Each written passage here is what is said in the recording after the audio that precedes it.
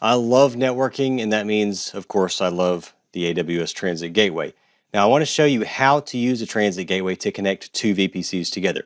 It's surprisingly easy, and seeing how it's done will help solidify your understanding of Transit Gateway route tables. In this demo, we'll create a Transit Gateway. We're going to create two new VPCs, each with one subnet.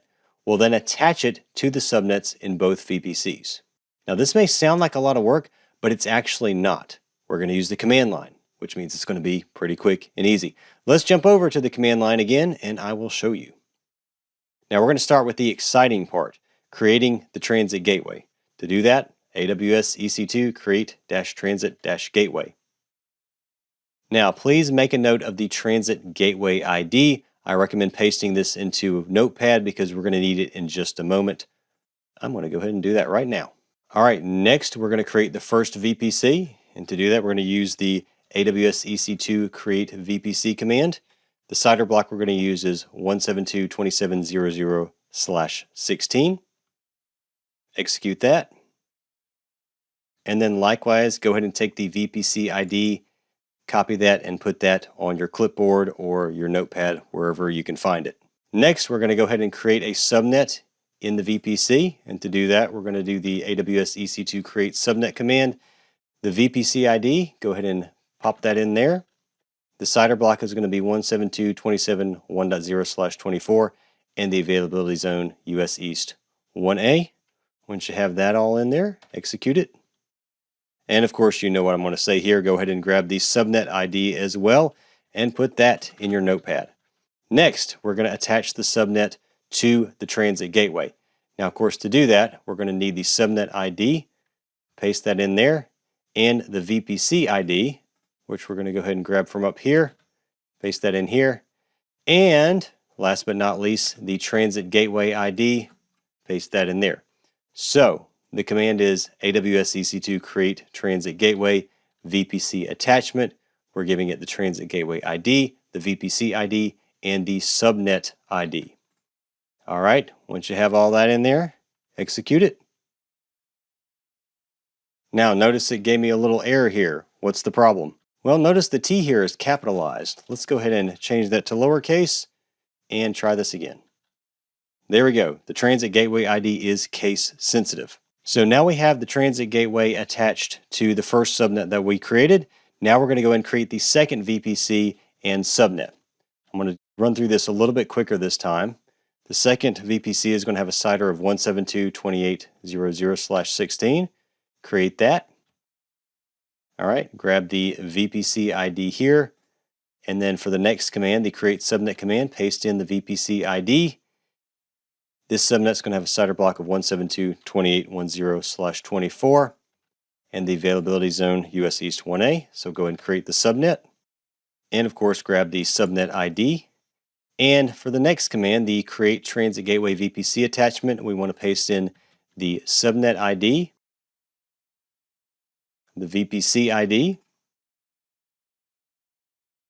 and of course the Transit Gateway ID, being careful this time to use a lowercase t and not a capital T. Let's go ahead and execute the create Transit Gateway VPC attachment command. All right, let's try this again. I had a line break in there. All right, fantastic. Let's jump over now to the VPC Service Console.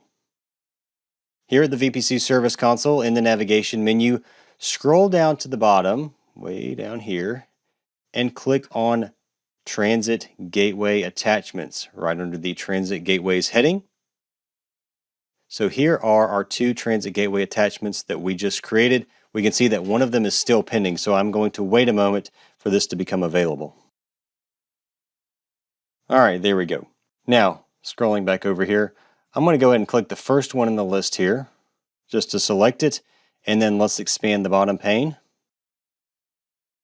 So here you can see the Transit Gateway is attached to this one subnet ID here. This is one of the ones we created. And then if we click on the other one,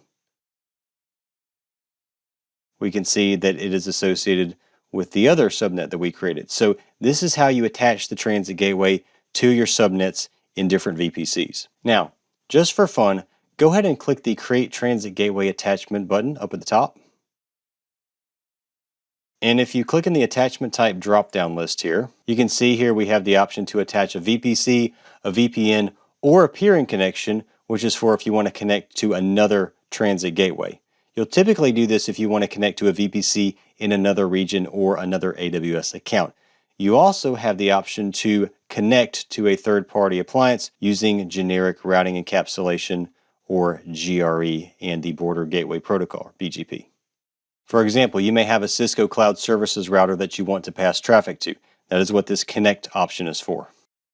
We can select transit gateway here. And supposing that we had a cloud services router connected to one of those subnets that we created, we could then select the appropriate attachment and set it up that way. All right, let's go ahead and click cancel down here at the bottom. Now on the left side navigation menu, scroll down again to transit gateways. And please click on Transit Gateway Route Tables.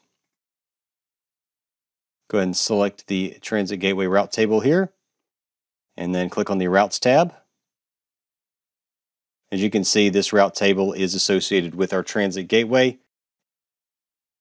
Scroll down just a little bit, and here's our Transit Gateway Route Table with routes to both of the subnets that we just created, 172.27 and 28.00/16. So as it stands right now, the transit gateway is configured to route traffic between these two subnets. Remember that these subnets are in different VPCs, so we're using the transit gateway to actually connect these two VPCs together. And if we were to add a third VPC, we could connect that one as well. All right, let's go ahead and delete the transit gateway attachments. Let's jump back over to transit gateway attachments on the left navigation pane.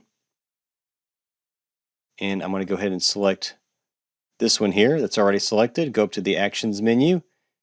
Click Delete Transit Gateway Attachment, and it asks us to type in the magic word delete and click delete. And then let's go ahead and select the other one, delete that one as well.